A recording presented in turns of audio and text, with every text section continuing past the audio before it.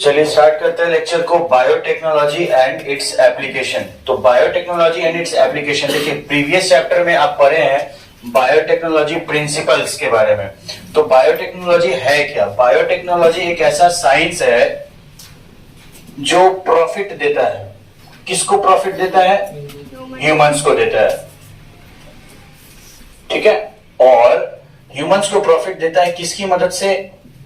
Microbes की मदद से या बायो कैटलिस्ट की मदद से। बायो कैटलिस्ट किसको कहते हैं? एंजाइम को कहते हैं। किसको कहते हैं? तो एंजाइम या किसी भी बायोमोलिक्यूल की मदद से जब लिविंग ऑर्गेनिज्म को फायदा पहुंचाया जाता है तो उसको क्या कहा जाता है? बायोटेक्नोलॉजी। पिछले वाले चैप्टर में एक था European federation of biotechnology, EFB था, तो उसने बहुत अच्छे से डिफाइन किया था बायोटेक्नोलॉजी को कि एक ऐसा साइंस जिसमें हम लोग लिविंग ऑर्गेनिज्म का पार्ट, सेल थ्योरी, ये सब यूटिलाइज करते हैं ताकि कमर्शियल प्रोडक्ट्स बना सके, गुड्स बना सके, दवा बना सके, एंटीबायोटिक्स और बहुत सारी ऐसी चीजें जो ह्यूमन को कंफर्ट बनाती है। फूड प्रोडक्ट्स भी उसमें आ जाएगा, दही वगैरह ये सब चीज भी आ जाएगा। तो ये सारा साइंस बायोटेक्नोलॉजी था। ये प्रिंसिपल्स आप लोग देखें कि कैसे कर सकते हैं, कि रिकॉम्बिनेंट डीएनए टेक्नोलॉजी कैसे कर सकते हैं, ये सारा चीज था। अब इसका एप्लीकेशन है कि सही में यूटिलाइज कैसे होगा ये चीज, क्लियर है? तो बायोटेक्नोलॉजिकल एप्लीकेशन में बहुत सारी चीजें हम लोग देखने वाले हैं और इसका एप्लीकेशन क्या हो सकता है।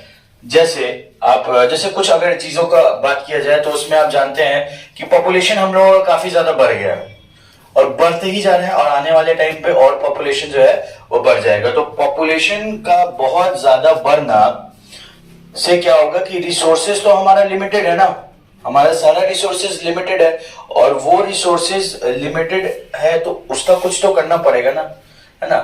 कोई जैसे कि आपको, जैसे सपोज करें कि पॉपुलेशन 10 साल में डबल हो रहा है या 5 साल में डबल हो रहा है तो आपको रिसोर्स भी तो डबल करना पड़ेगा, फूड रिसोर्सेज भी तो डबल करना पड़ेगा एटलीस्ट।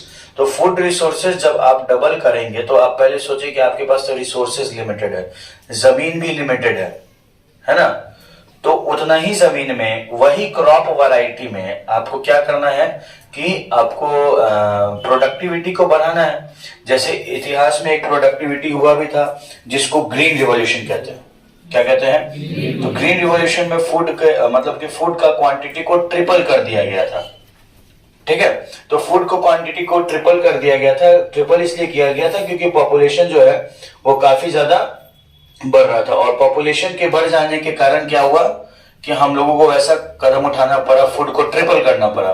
तो फूड को ट्रिपल करने का जरूरत इसलिए पड़ा क्योंकि पॉपुलेशन बहुत ज्यादा बढ़ रहा था। तो इस चैप्टर में देखेंगे कि हम लोग फूड को ट्रिपल कैसे कर सकते हैं। जैसे आप लोग पढ़े हैं एससीपी के बारे में, single cell protein. Single cell protein क्या आप जानते हैं कि 3 से 10 किलो अनाज अगर किसी कार्निवोरस को खिलाएगा तो उसका 1 केजी मांस बनेगा। तो इसका मतलब प्रोटीन का सोर्स होता है मांस मछली, है ना। तो प्रोटीन को ऑब्टेन करना बहुत मुश्किल हो जाएगा पूरे पॉपुलेशन के लिए। क्यों? क्योंकि अब देखिए कि 10 किलो अनाज खिलाइएगा, 2 केजी अगर बनता है किसी के शरीर में मांस, तो अब कार्निवोरस जो आप खाते हैं तो सोचिए कि कितना आपका लॉस होगा। हर्बीवोरस जो आपका अनाज का कितना लॉस हो रहा है सिर्फ प्रोटीन बनाने में। तो इसका एक अल्टरनेट सोर्स बनाया गया, वो था single cell protein. Single cell protein food का ऐसा सोर्स है जो आपको प्रोटीन का कंटेंट दे देता है, ठीक है। तो ये इसका उपाय था। तो इसके अलावा बहुत सारा उपाय है। तो एप्लीकेशंस में क्या क्या आ जाएगा, क्या क्या एप्लीकेशन सीखना है हम लोग को। सबसे पहला हम लोगों को प्रोवाइड करना पड़ेगा या तो कोई माइक्रो ऑर्गेनिज्म जो क्या हो, मॉडिफाइड हो। माइक्रो ऑर्गेनिज्म जो क्या हो, मॉडिफाइड हो, कि प्रोडक्ट ज्यादा दे। प्रोडक्ट को बायोलॉजी में, ये बुक में, एनसीईआरटी में प्रोडक्ट को येल्ड वर्ड से यूज किया जाता है, तो इससे घबराएंगे नहीं। येल्ड मतलब प्रोडक्ट। तो ज्यादा से ज्यादा प्रोडक्ट ऑब्टेन करने के लिए आपको माइक्रो ऑर्गेनिज्म का इस्तेमाल करना हो जो मॉडिफाइड हो, या फिर एंजाइम्स का भी इस्तेमाल आप कर सकते हैं। किसका इस्तेमाल कर सकते हैं? एंजाइम्स का। एंजाइम्स क्या होता है? बायो कैटलिस्ट होता है। बायो कैटलिस्ट यानी किसी रेट ऑफ रिएक्शन को जो बढ़ा देता है उसको हम लोग बायो कैटलिस्ट कहते हैं। क्लियर है चीज? इसके अलावा दूसरा चीज हम लोग को जो करना पड़ेगा वो ऑप्टिमल कंडीशन प्रोवाइड करना पड़ेगा। क्या प्रोवाइड करना पड़ेगा? Optimal condition. ऑप्टिमल कंडीशन का मतलब क्या होगा? फेवरेबल कंडीशन, जैसे क्या क्या होगा? पीएच हो जाएगा, टेम्परेचर हो जाएगा, ह्यूमिडिटी हो जाएगा, ये सारी चीजें। क्लियर है चीज? तो ये हो गया। और तीसरा क्या हो सकता है, बता सकते हैं आप? Very good. तीसरा है डाउनस्ट्रीम प्रोसेसिंग। तो डाउनस्ट्रीम प्रोसेसिंग एक तरीके से क्वालिटी इंस्पेक्शन है ना? कैसे क्वालिटी इंस्पेक्शन है? डाउनस्ट्रीम प्रोसेसिंग इस तरीके से है कि डाउनस्ट्रीम प्रोसेसिंग में जो भी प्रोडक्ट आप बनाते हैं, आप देखते हैं कि मार्केट में जाने लायक है कि नहीं, है कि नहीं, उसका न्यूट्रिशनल क्वालिटी कितना है, और उसके बाद जब उसका पैकिंग हो तो पैकिंग कैसा हो रहा है, और उसमें प्रिजर्वेटिव्स डाला गया है कि नहीं डाला गया। जैसे अचार महके नहीं, अचार खराब नहीं हो, उसमें वेजिटेबल ऑयल डाला जाता है, तेल डाला जाता है कि खराब नहीं हो। क्लियर है? लेस का पैकेट में नाइट्रोजन गैस डाला जाता है, क्या डाला जाता है कि अपनी कम से कम एक्सपायरी डेट तक रहे कि लोग खाए तो उसको बीमारी ना हो। ब्रेड है, ब्रेड का जो शेल्फ में रखने का जो डेज है वो मतलब लगभग 1 हफ्ता होता है, बहुत जाइएगा तो 1 हफ्ता 10 दिन के बाद कोई ब्रेड खाएगा तो उसका जो है ना पेट खराब होने लगेगा, मतलब शरीर में दिक्कत आ जाएगा, पेट गफ जाएगा। तो समझ रहे हैं इस चीज को? तो ये हर फूड का अपना अपना होता है, तो ये आपको देखना पड़ेगा कि अब जैसे दूध है तो दूध तो रोज बिकता है, 10 दिन के बाद दूध बेच सकते हैं, दिक्कत होगा कि नहीं होगा? होगा ना? तो वही चीज है कि कुछ चीज ऐसा होता है जो डेली वेज का होता है। तो आपको बायोटेक्नोलॉजिकल एप्लीकेशन करने के लिए ये 3 चीज काफी ज्यादा इंपॉर्टेंट है। क्या? कि माइक्रो ऑर्गेनिज्म या फिर एंजाइम होना चाहिए जो रेट ऑफ रिएक्शन को बढ़ा दे, ऑप्टिमल कंडीशन प्रोवाइड करना पड़ेगा, पीएच, टेम्परेचर, ह्यूमिडिटी एप्लीकेशन को करने के लिए, और डाउनस्ट्रीम प्रोसेसिंग यानी कि जो भी आपका प्रोडक्ट बन रहा है उसका क्वालिटी भी होना चाहिए और क्वांटिटी भी अच्छा होना चाहिए, और वेल प्रिजर्व भी हो। क्या हो? वेल प्रिजर्व भी हो। क्लियर है चीज? तो ये है इसके बारे में डाउनस्ट्रीम प्रोसेसिंग। क्लियर है? चलो स्टार्ट। नहीं वो नहीं हो गया। चलिए, तो अगला टॉपिक हम लोग का है कि बायोटेक्नोलॉजी। ये हो गया ना? तो बायोटेक्नोलॉजी में हम लोग का इस्तेमाल करके किस तरीके से फूड का प्रोडक्टिविटी बढ़ा सकते हैं। How to increase high yield, यानी कि कोई क्रॉप का प्रोडक्शन हो रहा है तो उसमें क्या क्या तरीका है जिसकी मदद से आप जो है फसल को मतलब कि प्रोडक्टिविटी को बढ़ा सकते हैं, क्वालिटी भी बढ़ाए और क्वांटिटी भी। तो कुछ तरीका है जैसे एग्रो बेस्ड, एग्रो केमिकल, क्या है बोलो? एग्रो केमिकल बेस्ड एग्रीकल्चर, यानी कि एक ऐसा एग्रीकल्चर जिसमें एग्रो केमिकल का भी इस्तेमाल कर रहे हैं। क्या होता है एग्रो केमिकल? एनसीईआरटी अगले पेज में इसको लिखता है। वो फर्टिलाइजर है, क्या है? फर्टिलाइजर है और पेस्टिसाइड्स है। ठीक है, तो ये हो गया एग्रोकेमिकल बेस्ड। अगला क्या है जल्दी बोलो? Organic agriculture. Very good. क्या है ऑर्गेनिक एग्रीकल्चर में? क्या होता है? एक ऐसा एग्रीकल्चर जिसमें आप खाद वाद का इस्तेमाल करते हैं। खाद यानी कि पूरा नेचुरल गोबर वगैरह का इस्तेमाल कर रहे हैं, इंसेक्टिसाइड और पेस्टिसाइड इस्तेमाल नहीं करते हैं। तीसरा जेनेटिकली मॉडिफाइड क्रॉप या जेनेटिकली मॉडिफाइड ऑर्गेनिज्म, यही सब है ना? तो देखिए, ठीक है, कोई दिक्कत नहीं है, सेम बात है। तो ये तीनों पॉइंट को पहले समझिए क्या है कि आपको अगर फसल या जो भी आप प्रोडक्टिविटी, आप फार्मर हैं, आप इमेजिन करें इस चैप्टर में, इस सेक्शन में आप ऐसा सोचे कि आप फार्मर हैं। तो आप फार्मर है, अब देखिए फार्मर को क्या क्या प्रॉब्लम आता है, आप इसको फील करिएगा। पहला चीज कि फार्मर को बताया गया कि आपके पास 3 तरीका है, और ये 3 तरीका है जिसके कारण से आप प्रोडक्टिविटी बढ़ा सकते हैं। पहला कि आप फर्टिलाइजर और पेस्टिसाइड का इस्तेमाल कीजिए। इस तरीके के एग्रीकल्चर को एग्रो केमिकल बेस्ड एग्रीकल्चर कहते हैं। क्लियर है ये चीज? आगे है ऑर्गेनिक एग्रीकल्चर, यानी खाद का इस्तेमाल कीजिए। किसी प्रकार का ऑर्गेनिक, किसी प्रकार का इंसेक्टिसाइड पेस्टिसाइड का इस्तेमाल नहीं होगा।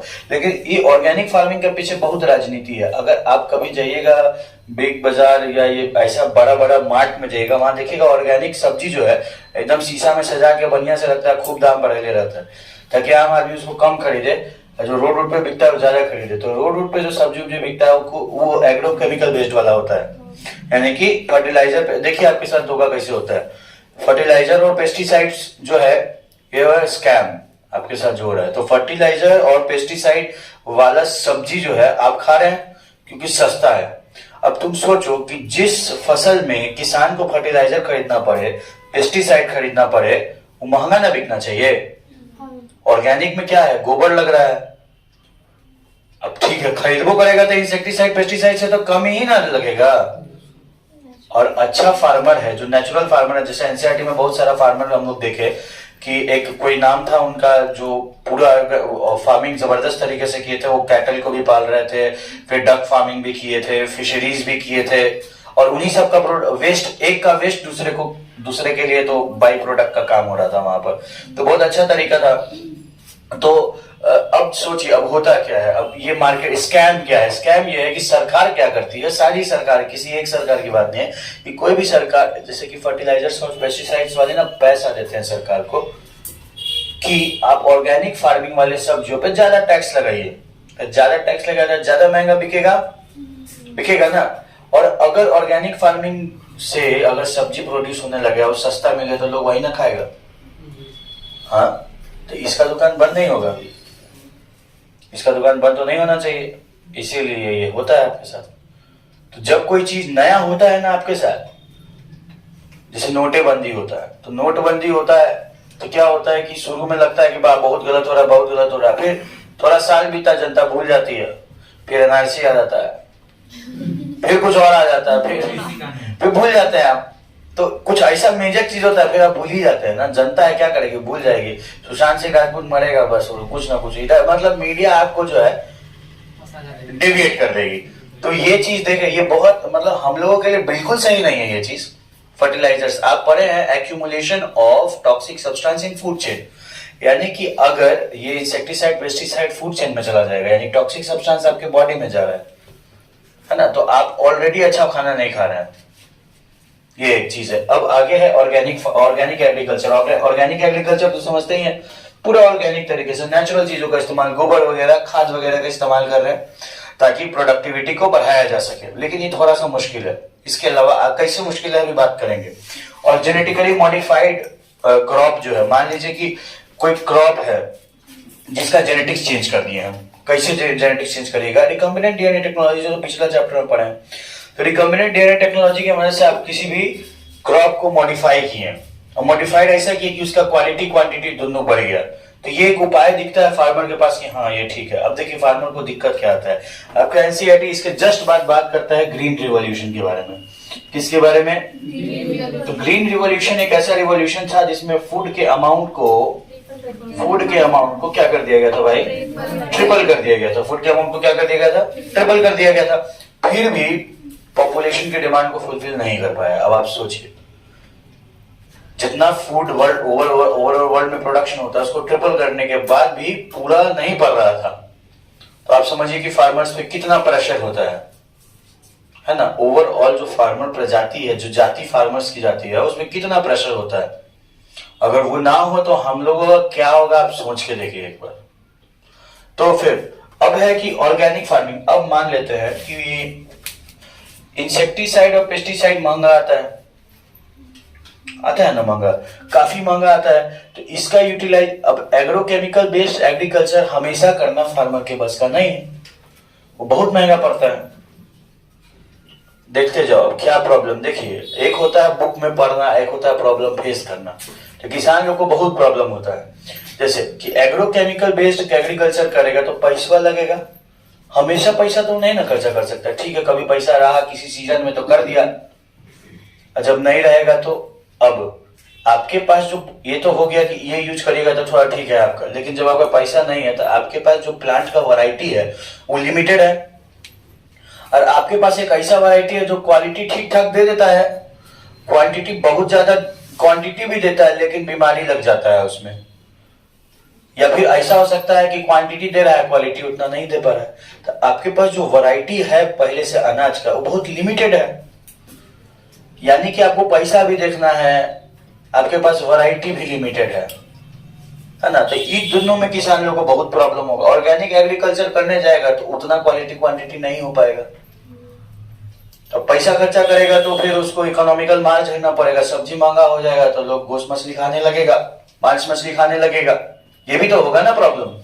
अब आप ये देखिए, तो इसका इसका इफेक्ट किस पे पड़ेगा, इकोसिस्टम पे पड़ेगा। कैसे कि अनाज जो होता है, अनाज बोले ना कि आंसर कहता है कि 3 से 10 किलो अनाज खिलेगा तो 1 केजी मांस या 2 केजी मांस बनेगा किसी जानवर में।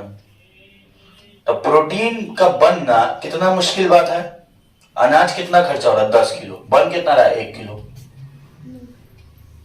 ठीक है, तो ये ओवरऑल पूरा इकोसिस्टम गड़बड़ा रहा है। तो एक मतलब होता है ना, अंधेरे को चिराग का मतलब कि वो जो सहारा मिलता है, जो लॉ होता है वो ये है, जेनेटिकली मॉडिफाइड क्रॉप।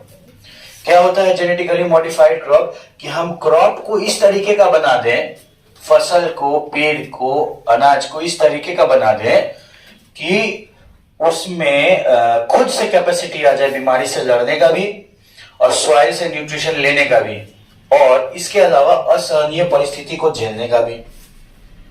क्लियर है चीज। तो क्या क्या कंडीशंस है, जैसे जेनेटिकली मॉडिफाइड क्रॉप्स, पहली बात होता क्या है जेनेटिकली मॉडिफाइड क्रॉप्स, इसमें लिख सकते हैं कि दोज माइक्रोब्स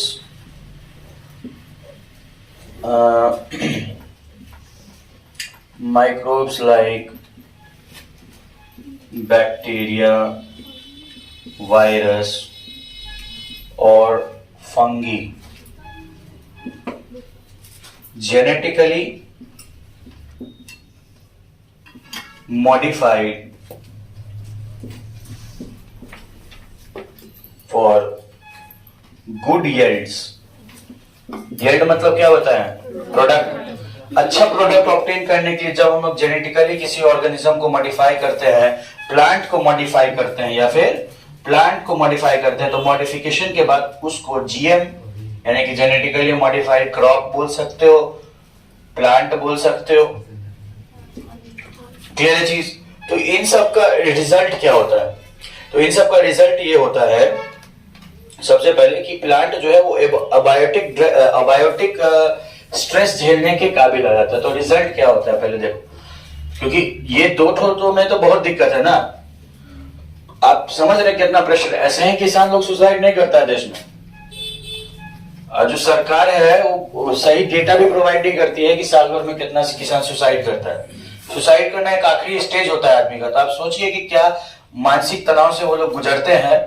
और मानसिक तनाव तो होता है, पैसे का भी किल्लत होता है, तब ना कोई ऐसे ही थोड़ी ना कोई सुसाइड कर लेता, चल रहा है आज थोड़ा सा ब्लॉगिंग करके आता, ऐसे थोड़ी ना।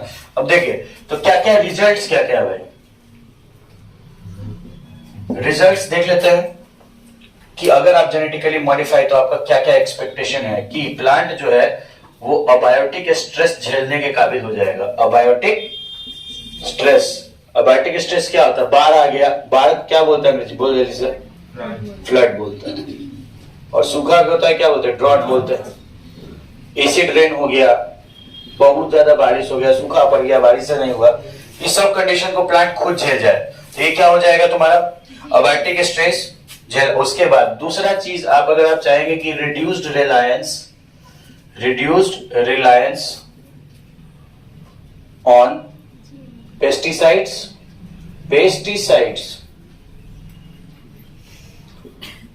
एंड फर्टिलाइजर्स, यानी कि आप जो है आपका जो प्लांट है वो कम डिपेंड कर रहा है किसके ऊपर कम डिपेंड कर रहा है, फर्टिलाइजर्स के ऊपर कम डिपेंड करेगा। तो ये अच्छा बात ना है, पैसा बचेगा, जेनेटिकली मॉडिफाइड। और क्या कह सकते हैं इसमें, तीसरा क्या होगा बताइए जल्दी से। एक हो गया तुम्हारा रिड्यूस रिलायंस, और यहां पे क्या है कि plant will develop to obtain nutrition from soil itself. Plant खुद से क्या करेगा, न्यूट्रिशन ऑब्टेन करने लगेगा प्लांट से। क्लियर है चीज। तो न्यूट्रिशन ऑब्टेन करने लगेगा तो ये ज्यादा ठीक है ना। अगर मान लीजिए कि प्लांट खुद से अगर न्यूट्रिशन सॉइल से लेने लगता है तो इससे सॉइल का फर्टिलिटी पे ज्यादा प्रभाव नहीं पड़ता। और at end of the day फिर डाउनस्ट्रीम प्रोसेसिंग की इनरिच्ड क्वालिटी होना चाहिए, इनरिच्ड विद क्वालिटी, यानी कि जो भी फसल बना है उसमें प्रोटीन का मात्रा बहुत हो, ये बहुत बेस्ट बात हो जाएगा ना किसान के लिए, है कि नहीं। तो इसके लिए वो लोगों को सीखना पड़ेगा कि भाई कैसे क्रॉस व्रॉस होता है, कैसे हाइब्रिड बनाता है। एग्रीकल्चर करना इतना मामूली बात नहीं है, ऐसे ही देश को थोड़ी ना कहते हैं जय जवान जय किसान।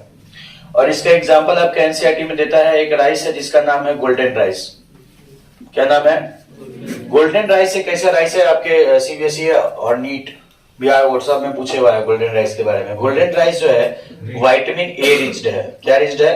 Vitamin A enriched. यानी कि ये जो गोल्डन राइस है ये भी एक जेनेटिकली मॉडिफाइड का रिजल्ट है और इसमें विटामिन ए काफी ज्यादा होता है। क्लियर है चीज? तो ये जो है जेनेटिकली मॉडिफिकेशन करने के बाद ये रिजल्ट आपके सामने है। क्या देखिए कितना अच्छा रिजल्ट है। तो ये आपको बायोटेक्नोलॉजी का इम्पैक्ट देख रहे हैं सोसाइटी पे, जो इतना ज्यादा प्रॉब्लम्स था उस सबका सॉल्यूशन आपको ला करके बायोटेक्नोलॉजी दे रहा है। क्या कि फसल खुद से जो आपके बाहर अनफेवरेबल कंडीशन उसको झेल लेगा। बाढ़ आया तो भी झेल लिया, सूखा आया तो यो झेल लिया, एसिड रेन हुआ तो यो झेल लिया। हाँ वो एक्सट्रीम चल जाएगा तो कहां से झेल पाएगा? एक्सट्रीम में तो आदमी नहीं झेल पाएगा, ठीक है। लेकिन एक होता है ना कि थोड़ा सा अनफेवरेबल को झेल लेना, वैसा अबायोटिक स्ट्रेस को झेल लेगा। अबायोटिक का मतलब क्या? Non living stress. अब तुम कुल्हाड़ी से जाके मारोगे तो वो नहीं आयरन मैन की तरह ऐसे नहीं करेगा वहां पर। अबायोटिक स्ट्रेस का बात हो रहा है, नॉन लिविंग स्ट्रेस का बात हो रहा है। दूसरा reduce reliance on pesticide insecticide. Pesticide insecticide डालते का है, इसलिए डालते हैं कि प्लांट में कीड़ा लग जाता है, कीटाणु लग जाता है जो पेड़ को नुकसान पहुंचा देता है, फसल को नुकसान पहुंचाता है, ठीक है। तो अच्छा जैसे हम लोग बीमार पड़ते हैं तो हम लोग एंटीबायोटिक खाते हैं, है ना। अगर हम लोग का शरीर खुद लड़ जाता है एंटीबायोटिक का कोई जरूरत नहीं है ना, तो ज्यादा बेहतर होगा ना।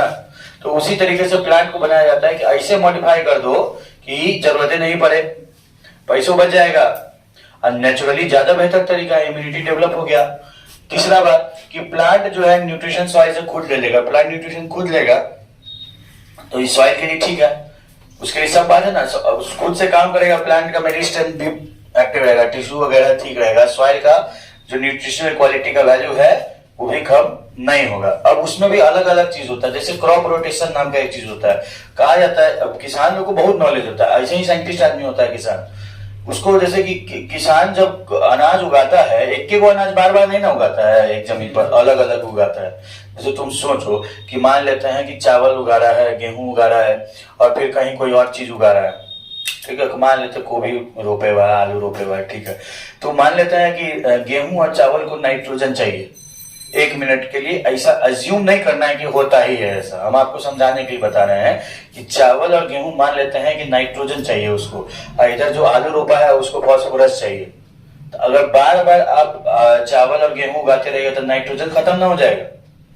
लेकिन एक बार आप गेहूं चावल उगाए तो नाइट्रोजन थोड़ा कम हुआ, उसके बाद उसी जमीन पे आलू रोप दिए तो फास्फोरस कम हुआ, तब तक नाइट्रोजन मेकअप कर जाएगा। अब फिर चावल को में उतारेगा तो नाइट्रोजन ऑलरेडी मेकअप हो चुका था, अब वो फास्फोरस मेकअप होगा या जो भी हो, पोटेशियम में जो भी मेकअप होगा अपना। समझ में आया? क्रॉप रोटेशन का इसीलिए बोल रहे हैं। अब आगे है कि अब जो प्रोडक्ट बनेगा वो भी अच्छा क्वालिटी का होगा, है ना। उसमें प्रोटीन वोटीन जो है बढ़िया से रहेगा। जैसे एग्जांपल दिया हुआ है एनसीईआरटी में, गोल्डन राइस जो है उसमें विटामिन ए खूब बड़ा होता है।